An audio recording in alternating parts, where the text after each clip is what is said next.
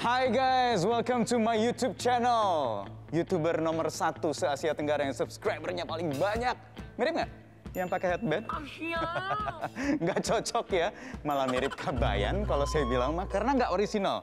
Orisinalnya saya adalah Uban. Jadi harus genuine, harus membuat konten-konten yang benar dan produktif dan juga tone-nya positif. Udah deh, saya ngomong ke kamera aja nih, 15 minutes soalnya ya, bukan YouTube. Jadi teman-teman, karena di era pandemi ini memang dari data We Are Social di Inggris bahwa ada 170 juta pengguna aktif media sosial di Indonesia. 60% sendiri dari total populasi warga negara Indonesia. Yang artinya itu terjadi peningkatan dari tahun sebelumnya di 2020 sebanyak 10 juta.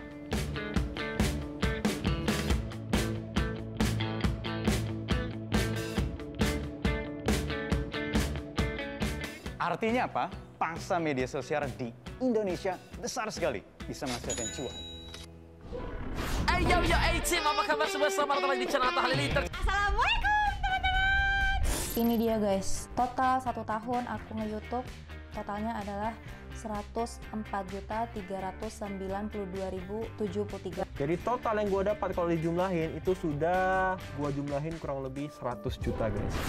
Makanya kalau kita buka media sosial di YouTube, di Instagram, bermunculan berbagai macam konten. Dari konten yang lucu, atau konten yang mendidik, sampai konten yang tidak mendidik sama sekali. Dan semua itu demi viral! Karena semakin viral, semakin cuan bos. Hey yo, 15 minute rap, no RMC. Check this out. Pengen jadi konten kreator, dapat gaji. Pengen jadi konten kreator, berkreasi. Pengen jadi konten kreator, pasti nagih. Pengen jadi konten kreator, bukan hanya janji. Cuan, cuan, dapat gaji ya. Cuan, cuan, SS lagi ya. Cuan, cuan, YouTube bikin nagih. Segera daftar, karyamu digaji. Jadi konten kreator, caranya gimana? Semua orang pengen jadi seperti Abang Atta. Syarat nomor 1 butuh 4.000 jam tayang. Jangan lupa juga doa dan sembayang ya. Syarat nomor 2 butuh 1000 subscriber. Cari konten yang menarik dan segar. Syarat nomor 3 bikin akun AdSense. Tautkan dengan email lalu desain. Buy Wong bikin konten, tinggal terima dapat cuan dari online. Kita juga semua bisa, asalkan bisa berkarya. Yakin orang suka, semangat jangan putus asa. Zaman sekarang serba online, tinggal upload bisa jadi konten keren. Hobi makeup, vlogging, juga bisa konten gaming. Semua bisa jadi generasi konten. Hai, welcome to 15 Minutes Podcast. Saya Wahyu Wiwoho. Podcast tapi ada videonya ya. Ya itulah, begitu memang sekarang industrinya seperti itu. Kita akan ngobrol-ngobrol soal generasi konten.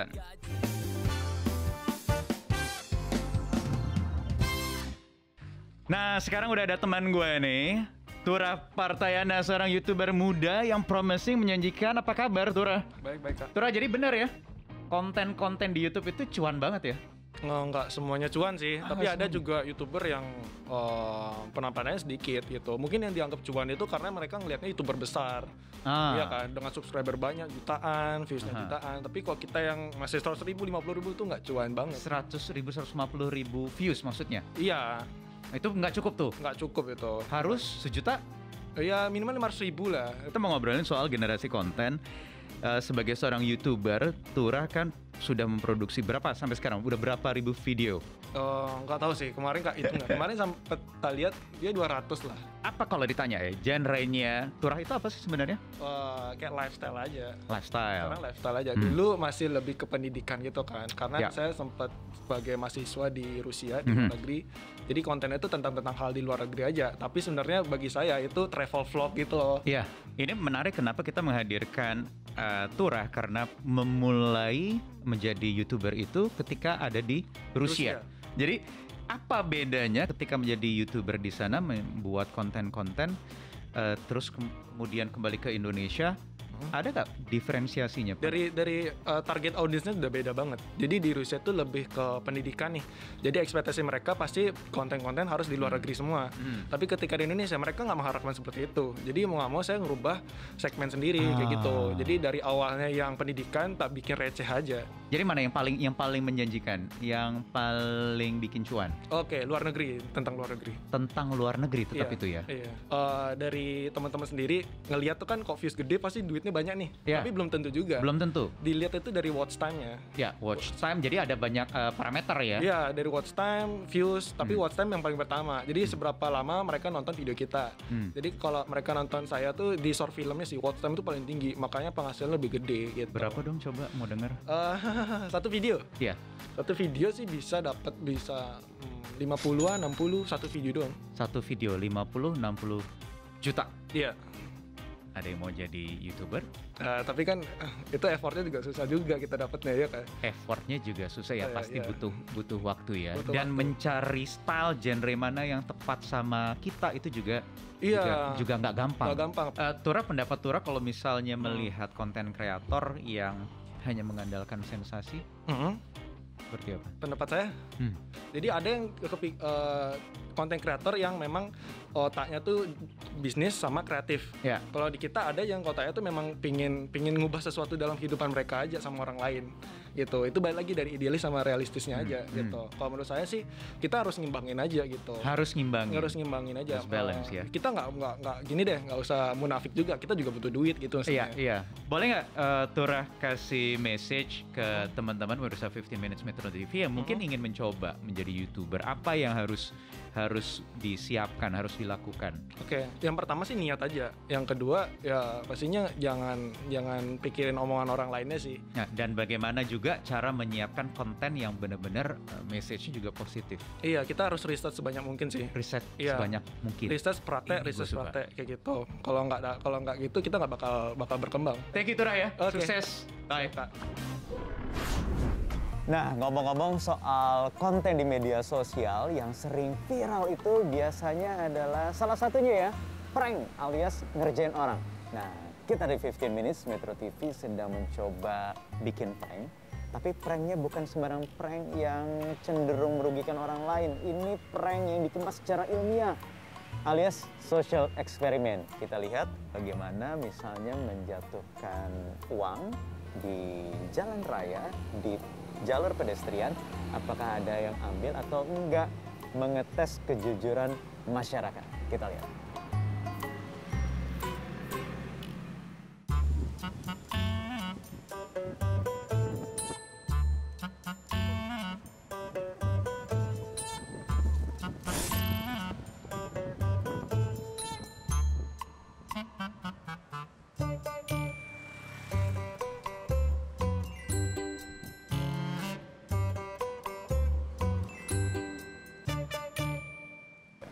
Lucu ya, ada yang jujur, ada yang nggak jujur. Ini sebenarnya social experiment atau prank mendidik yang sudah seringkali prakteknya dilakukan. Jadi bukan original kita dari Khas 15 Minutes Metro TV. Kami yang ingin mencoba menggambarkan bahwa itu adalah contoh prank yang menghibur, mendidik, sekaligus ada nilai edukasinya. Tetapi kita ternyata disuguhkan dengan berbagai macam konten-konten prank belakangan ini yang seringkali bermakna negatif, merugikan banyak orang, bahkan sampai masuk ke ranah hukum. Saya minta maaf kepada seluruh rakyat Indonesia, terutama rakyat Kota Bandung dan Transpuan yang telah saya prank.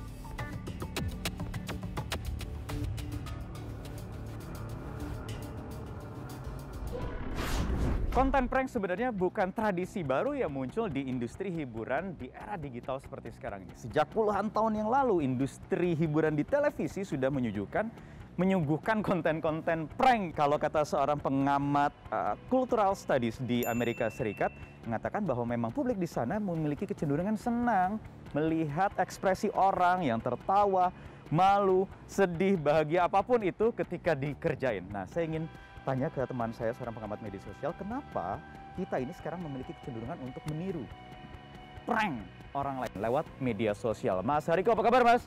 Lagi ngeprank orang jangan-jangan? Kenapa? publik kita, netizen kita senang membuat konten-konten prank, ngerjain orang? Ya. Setidaknya ada 2 alasan ya. Saya menyebutnya 2 K. Oke. K yang pertama itu kekuasaan. Kemudian K yang kedua itu keuangan. Jadi ketika kita ngerjain orang lain itu kita ada perasaan merasa berkuasa atas orang itu. Kenapa beberapa artis melakukan ini? Ya. Karena dia merasa lebih tinggi status sosialnya ketimbang masyarakat biasa. Oh, merasa Masyarakat lebih biasa. dikdaya ketimbang yang lain. Merasa lebih. Iya. Dan kita jarang melihat ada orang biasa melakukan prank terhadap artis. Iya. Itu jarang. Oke. Yang kedua, kenapa masyarakat biasa melakukan? Ini imitasi. Karena dia melihat beberapa artis yang menggunakan konten ini dan banyak penontonnya dan menghasilkan uang yang banyak. Kemudian dia membuat konten prank juga. Mas Eriko, kemudian pertanyaannya kenapa konten-konten yang bermunculan saat ini kok banyak yang negatif ya?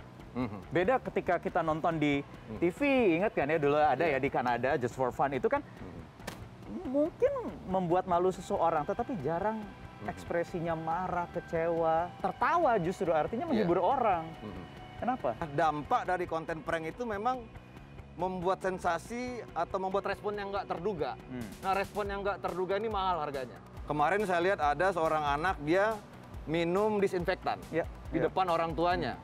Ternyata air putih biasa. Nah, respon yang nggak terduga dari orang tuanya ini yang menarik bagi publik. Terlepas ada aturan norma etika yang ditabrak, kalau kita mengacu ke Indonesia, karakter kita sebagai orang Timur. Norma itu memang tergantung dengan undang-undang ITE. Selama tidak ada yang merasa dirugikan, delik aduan ya. Tapi kalau dia merasa dirugikan, dia bisa melaporkan. Kayak kasus Ferdian itu ada yang melaporkan, ada pelecehan kemanusiaan, dia melaporkan itu bisa. Gitu. Cukup lewat undang-undang ITE saja, atau perlu ada aturan lagi seperti kami di penyiaran, di industri televisi, ada KPI yang mengatur. Kalau di media sosial, perlukah? Ini kita bicara 170 juta pengguna internet, Mas Wahyu.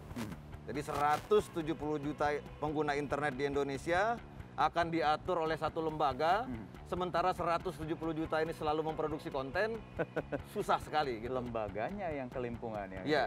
Jadi oleh karena itu, pertama pendekatannya pendekatan keluarga dulu. Pastikan anggota keluarga kita yang usianya di bawah 13 tahun, itu nggak main medsos. Itu haram hukumnya. Di seluruh dunia udah sepakat itu. Jadi setidak-tidaknya anak-anak yang di bawah 13 tahun aman dulu. Yang kedua, pendekatan sekolah. Pendekatan sekolah itu anak-anak diajarkan tentang critical thinking. Nah, literasi digital berbasis lingkungan dan keluarga ini. Digital berbasis lingkungan dan keluarga. Karena semuanya akan kerepotan nanti. Walaupun itu nggak instan ya Mas ya? Nggak instan. Itu nggak instan. Tidak bisa langsung membendung apa yang sekarang sudah terlanjur terjadi. Lewat konten-konten yang negatif. Betul sekali Mas Wahyu. Oke, baik. Mas Hariko, terima kasih sudah bergabung bersama kami di 15 Minutes. Terima kasih. Sebuah artikel di Harvard Business Review yang berjudul Why Some Videos Go Viral menyebutkan ada 2 aspek sebenarnya yang menyebabkan kenapa orang bisa menikmati video-video yang viral di media sosial. Yaitu adalah soal pendekatan psikologis dan juga motivasi sosial. Karena orang memiliki kecenderungan senang melihat hiburan yang disuguhkan tadi. Melihat orang tertawa, melihat orang menangis, melihat orang marah, kecewa, dan sebagainya. Masyarakat kita tuh dalam kondisi, kalau di sosiologi ada yang namanya anomi. Anomi itu adalah satu kondisi di mana ketiadaan acuan standar hidup, norma hidup, sehingga sangat blur antara boleh dan tidak, ya, sesuai atau tidak dengan norma yang ada di dalam masyarakat. Nah, dalam kondisi seperti itu, postingan jenis apapun gitu ya, bahkan dia semakin miring ya, itu semakin dicari sama orang. Nah, menurut saya konten-konten kreator yang memang punya viewers atau subscriber yang banyak, kita bisa bilang influencer, dia kan punya modal simboliknya tuh kuat tuh ya, yang kemudian dia bisa mempengaruhi subscribernya untuk mengikuti. Saya sih sangat menyuarakan, cobalah membantu untuk kemudian mengkonstruksikan realitas yang saya pikir menggiring masyarakat kita tuh kembali lagi kepada nilai kehidupan yang luhur. Oke, jadi industrinya sudah ada, pangsa pasar atau marketnya sudah ada, jadi silakan buat konten-konten sekreatif mungkin. Jadi cuan boleh, tapi jaga etika, jaga moral, dan juga jangan menyinggung perasaan orang lain, apalagi menyinggung suku, bangsa, ras, dan agama. Saya Wahyu Wiwowo, kita berjumpa lagi di 15 Minutes pekan depan, bye. Pengen jadi konten kreator, dapat gaji. Metro TV.